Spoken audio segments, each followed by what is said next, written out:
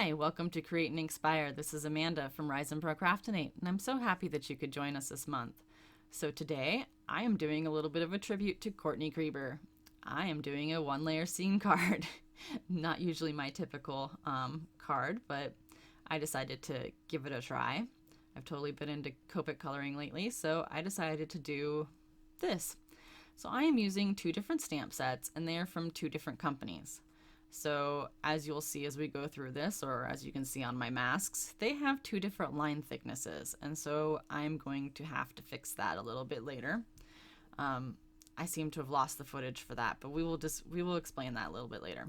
So anyway, I stamped out all my masks and I cut them, and I laid them out on my card exactly how I wanted to do this. And then I took a picture of it. And I don't know if you noticed on the masks, I had numbers on my masks. So I numbered the masks in the order that I needed to stamp the stamps. So that helped a lot. And I had a picture on my phone as I was stamping this. So I knew exactly where everything was, and I had the numbers in exactly the order that I needed to stamp everything. So as we're going through this, we're going to stamp and mask, obviously. So I'll explain everything as we go. So I stamped the two gnomes first. This is from the Not Too Shabby Fall Gnome stamp set. And then I'm going to mask them off here with Avery removable label paper. That's what I use for most of my masking. I don't usually use real masking paper. I'm cheap. So now I'm going to take these two pumpkins, and those pumpkins are from the Pretty Pink Posh Pumpkin Patch Critter set. And I'm just going to use that for placement of this pumpkin that I'm going to stamp here that has the mouse attached to it. I just needed to know where to place that, so I'm just going to use that for my placement. So now we're going to stamp that one. And I am using Gina K Amalgam Ink because that is what I prefer to use for Copic coloring. Well, any coloring really. It just makes it easy for me to remember that I can use that for any kind of coloring.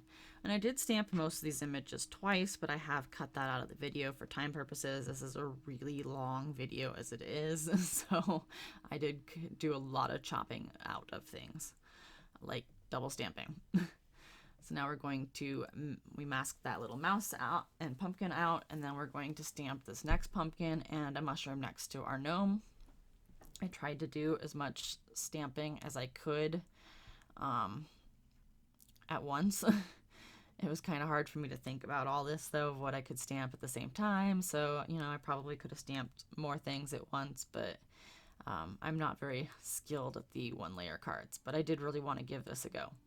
So, again, I'm using my mask as placement here, and I'm going to stamp another mushroom. I'm going to mask off these other things first. We're going to mask off that pumpkin. We will talk about that pumpkin a little bit later. I messed that up, but we will talk about that later. All right, so we're going to stamp another pumpkin and another mushroom. And with one-layer cards, you do want to start with what you're going to see in the front first. The gnome, or the little baby gnome, is going to be at the top and the front, so that's why I stamped him front first. And it really did help me to lay out my masks and kind of figure out what was going on first before I got started here. And you can see my little penciled numbers on some of these pumpkins and stuff in the video, so you know, that helped a lot. I think numbering my masks really helped me figure out what I kind of keep track of what I was doing here, because there are a lot of pieces to this image, or to this card that I was doing, so I think that really helped me. So there's a tip if you really struggle with this. Lay everything out, figure out what's in front, what you need to stamp first, and number them. So we're stamping some more mushrooms and another pumpkin. We're just going to keep stamping and keep masking. Make sure you mask everything off as you go. That's another big tip with this, because if I wouldn't have done it right after I stamped it, I would have forgot and messed everything up. And I was really worried about messing everything up because this was a pretty labor-intensive card. So I'm just going to stamp some more mushrooms, and I was trying to make sure that I worked on both sides of the card at the same time, because otherwise I was just going to be stamping one thing at a time, and that was really kind of not very time efficient. So I did try to make sure that I was working on both sides of the card at once. And we're getting fairly close to the end. Not quite, though. I think we're about halfway through, I guess. Half, maybe 3/4 of the way through. And another reason why I'm masking everything is because we are going to be doing some ink blending, so I did need to mask everything instead of just what I was stamping over. So, stamp some acorns here. And the acorns, yes, my acorns are kind of floating in the air. I thought they were cute, kind of tilted off to the side, but they are going to be somewhat floating in the air. I didn't really think about that till after I pulled all the masks off, and I'm like, oh, yeah, that one's kind of floating in the air, but that's okay. I thought they were cute. That one's going to be floating in the air too, a little bit. Not quite as bad as the other one. You know, mistakes that you make when you haven't done very many scene cards. I don't think anybody would really critique it, unless you're a master scene maker, I guess. Alright, so I think we got one more to lay down here, and then we will be done. We got our last little squirrel and a pumpkin, and I think that is it. Oh, and then I did lay down my sentiment, but I'm actually not going to stamp it right now. I will stamp that later. And that sentiment is from Create and Inkspire, one of the card kits. I believe that was the July card kit. But as you can see, I took it off at the last minute. I decided I was going to stamp it after I got done ink blending instead. All right, so now we've got our scene made. And now we're going to do some ink blending. So I'm going to start off with some Walnut Stain, and that is going to represent my ground. And we're just going to go in from the bottom and ink blend up, get a little bit lighter as we go up, because what's closest to us would be darker. Plus I want to blend some orange, so I didn't want the orange to be, I didn't want what's going to be blended into the orange to be too terribly dark, because I didn't want to make a muddy, nasty mess. We're just going to lay down a little bit more here, and then we will move on to the next color. So I'm going to use some Crackling Campfire, and I did zoom out here because I realized that my slimline card was not completely in frame there. It's still not, because I still wasn't paying attention, apparently. But I'll get it there eventually. There we go. Well, I guess I moved it out. I have a hard time working with slimline cards on screen. They're just not the right size, in my opinion, to fit on the camera. Especially when I'm ink blending, because I like to do it this way, and I like to do it sideways instead of horizontal. I like to do it vertical, I guess, instead of horizontal. Anyway, so I do ink blend back and forth between two colors. I don't like to go through all my colors and then go back the other way. I like to just work between two. And then we're going to bring out, oh, not quite yet. Then we're going to bring out the carved pumpkin. Oh no, I lied, that's wild honey. Totally lied to you there. That is the wild honey. So this will be our last color that we are adding. I did need to get a little bit of Post-it tape to protect my fingers. And we're just going to get the last bit of it on here and make sure that I have a perfect blend, or at least perfect enough. Nothing is perfect. Get that last little bit of ink off my glass mat, and then that finishes up the ink blending. So then I spritz some water on here just to give a little bit of texture. I'm going to dab that up with my cloth here. And then I will heat set that so I can remove my masks without too much problem. So So I'm going to remove the masks here, and I did leave that in because I know a lot of people like this part. It's kind of satisfying. I like it too. So as I was removing the masks here, I thought everything was going great. And then, nope, not yet. Then that happened.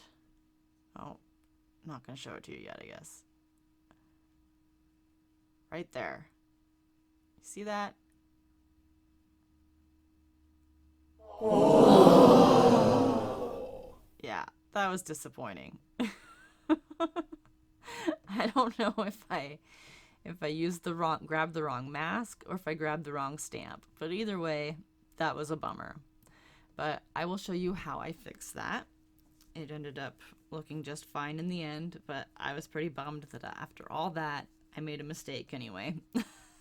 After all the numbering of the masks and trying to make sure that I made everything perfect and organized and whatever, I screwed up.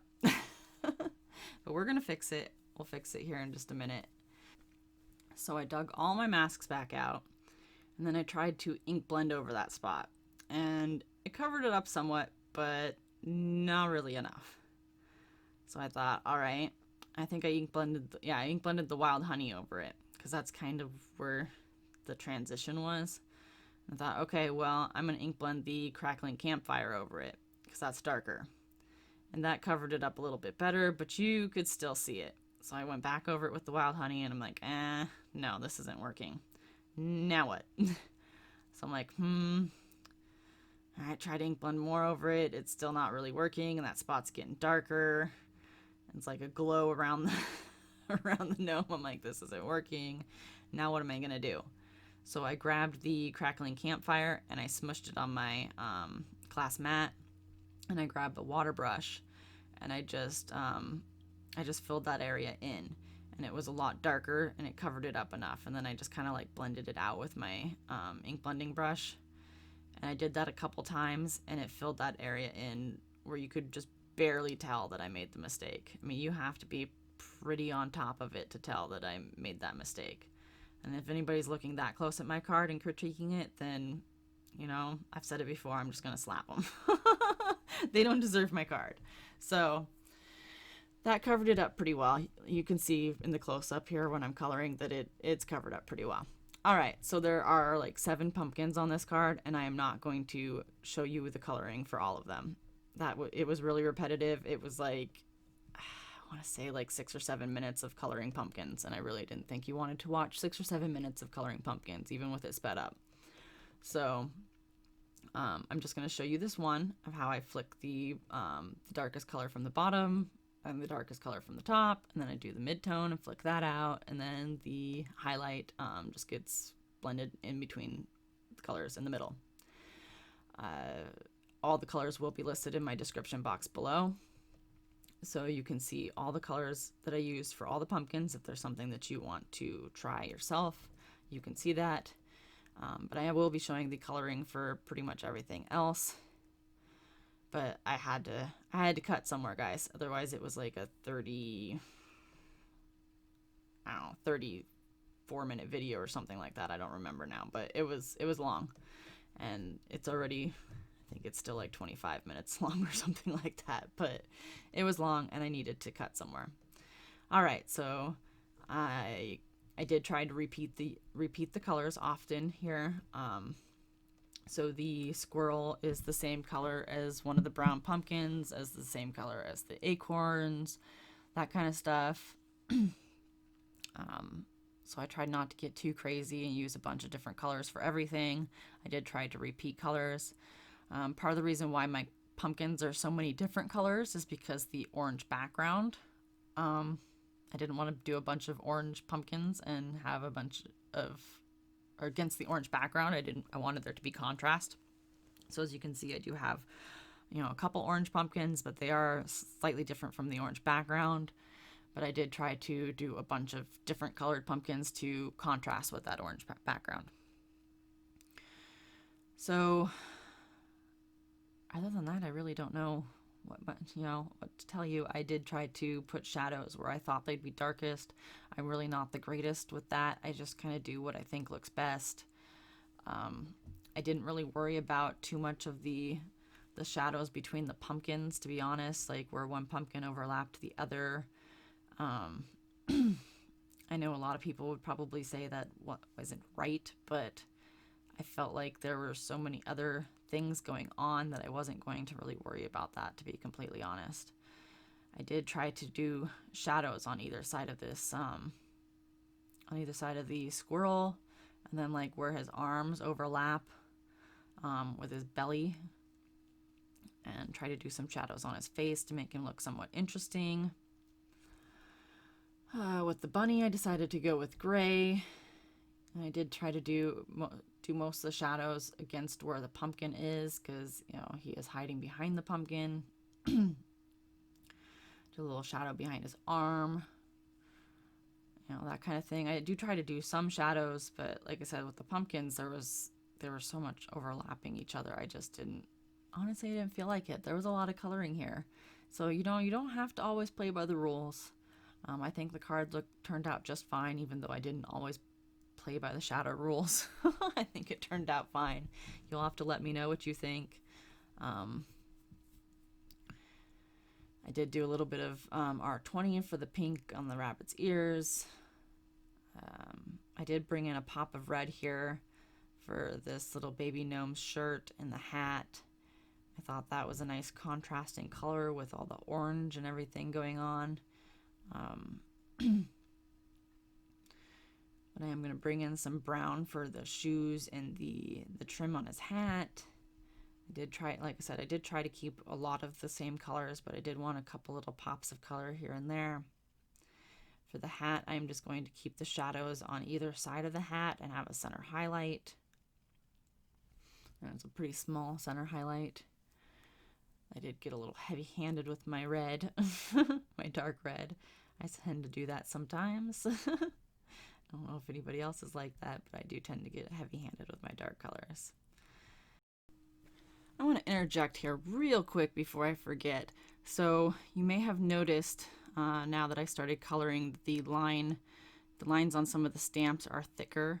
I did go over that with a Copic Safe pen to fix some of the thinner lines and make them thicker. I happen to use an old Creative Memories pen, but there are several other options that will work. I can't remember any off the top of my head. I just happen to have this pen and know that it's Copic Safe because I have tested it. But that is how I fixed the lines to make them match the thicker lines in the other stamp set. Now we're just going to do the skin tone. I used E11, E21, and E51 for the skin tone. That's one of my favorite skin tone combinations. So I'm just adding a little bit of the darkest around the sides of the face and then around the nose. And I went in with the mid-tone, and I'm just going to finish it off with the lightest color. And I went back in with the darkest one because I kind of blended it out too much. Then we're going to move on to the big gnome, and he doesn't have a whole lot of skin showing because his hat's covering up all of his face pretty much except for his nose, so we're just going to do the nose and the hands. That's all he's got showing, and I used the same skin tone combination for him. So I did I just went around with the darkest one around his nose, around the sides of his nose, and then same thing, just blended out with my mid-tone and my center highlight. And then we're going to do the beard, and I just did some flicking motions in the same general pattern that the artist has drawn. And I used C4 and C2 originally, and I was going to go down to like C1 or C0, but then I decided that after I did the C4 and C2 that it was too light, and so I came in with the C6 in the end and darkened it up. I needed more contrast. So that's what you see me doing. Now I'm coming in with I believe this is the C2. Maybe I'm coming in with the C6. I'm coming in with the C6. I'm just doing some flicking motions, like I said, in the same general direction as they have the hair drawn. So now we're going to do some yellow stripes. I thought I'd bring in some yellow here. Some yellow stripes on the hat. And again, just keeping the darkest colors on the outside. And we're just going to go lighter towards the middle. Those stripes towards the top are awfully small, so I just did the two darkest colors towards the top, and all three are on the bottom stripes. So we're going to finish that up, and then we will move to green stripes on those very skinny stripes. And same thing on those ones. I got all three colors on the bottom stripes, and the top couple stripes I did just two colors because they were just so small. So we're using G99, YG95, and YG93 on these.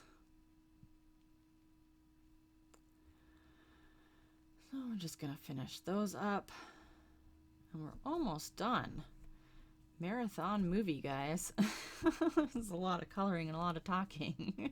I forgot my water today, so my voice is starting to feel dry, or my throat's starting to feel dry.